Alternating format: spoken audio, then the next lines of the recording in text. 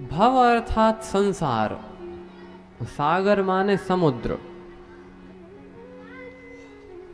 तो आमतौर पर इस संसार को समुद्र के साथ जोड़ा जाता है। भव सागर,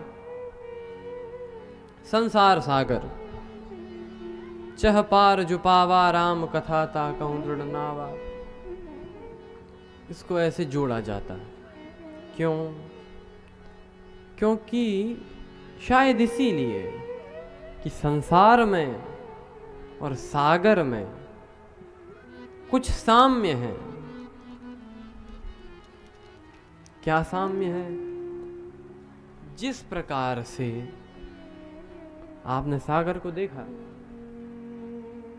सागर में वो ऊंची लहरें कभी तो आसमान छूती हैं और कभी वही लहरें नीचे ही नीचे पाताल में विलीन हो जाती हैं। ऐसे ही संसार में कभी तो अनुकूलता की लहरें आकाश चूमती हैं और कभी वे भीतर ही भीतर पाताल में विलीन हो जाती हैं।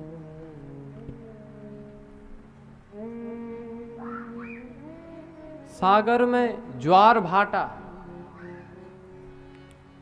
चंद्रमा की वजह से कभी ज्वार हो कभी भाटा हो, ऐसे ही इस संसार में कभी ऊंचे कभी नीचे ये फ्लक्चुएशंस बनी ही रहती हैं। और इस कारण से शायद इसका नाम भव सागर पड़ा है।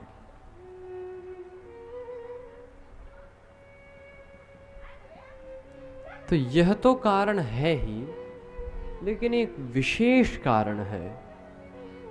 क्या? कहा कि ज्वार भाटा समुद्र की लहरों को कंट्रोल करता है चंद्रमा, और उसमें तो करता है चंद्रमा। संसार में चंद्रमा क्या है? कहा ये चंद्रमा ही है हमारा मन। चंद्रमा मनसो यात चक्षोः सूर्यो अजायत श्रोत्राद्वायुश्च प्राणश्च मुखात् अग्निरजायत। चंद्रमा मनसः अजायत। ये चंद्रमा ही है मन, तो मन से चंद्रमा। और ये मन ही तो सारी व्याधियों का, उठने का, कभी बैठने का, कभी अनुकूलता का तो कभी प्रतिकूलता का जो कारण है वो मन है। मन एव मनुष्याणां कारणं बंध मोक्षयोः। मन ही है मनुष्यों का कारण बंधन और मोक्ष का। यदि बंधन होगा तो मन के कारण होगा, और मोक्ष होगा तो मन के कारण होगा।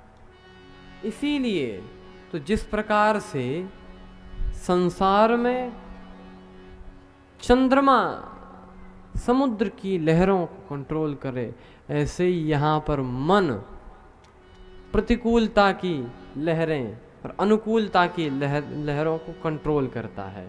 तो इसीलिए हमारे महापुरुष मनीषियों ने कहा कि यदि ये मन को वश में कर लिया तो सबको वश में कर लिया। ये मन वश में हो जाए, क्योंकि जो इच्छा होती है वो मन में ही प्रकट होती है, फिर शरीर उसका निर्वाह करता है। तो मन पर यदि